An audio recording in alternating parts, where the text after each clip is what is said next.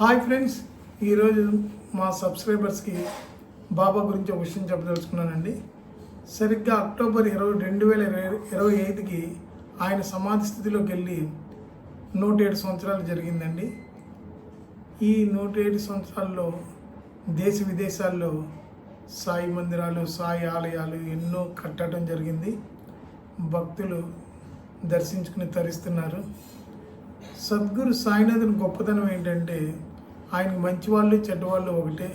చెడ్డవాళ్ళని అనుక్షణం వారిని సన్మార్గంలో పెట్టడానికి ఆయన ప్రయత్నం చేస్తారు. ఖచ్చితంగా ఆ ప్రయత్నంలో సఫలీకృతులు అవుతారు. నిన్న ఒక పత్రికలో చదివాను.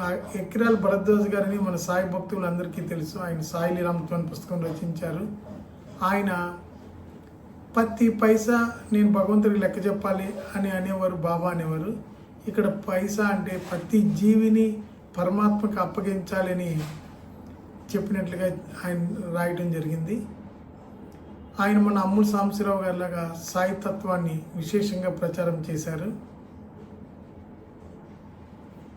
మన సద్గురు సాయిని మనం వేడుకొండలో గొప్పతనం ఏంటంటే ఆయన ఎంత దూరంలో ఉన్నప్పటికీ నన్ను ఆశ్రయించిన భక్తుల యోగక్షేమాలు చూస్తాను, వారి మంచి చెడులన్నీ నేను కనిపెట్టుకుని ఉంటానని చెప్పిన విషయాన్ని సదా గుర్తు చేస్తూ ఆ సాయినాథుని దివ్యమైన పాదాలకు నమస్కారాలు తెలియజేసుకుంటూ సెలవు తీసుకుంటున్నాను. మరో వీడియోలో కలుసుకుంటానని తెలియజేసుకుంటూ బై.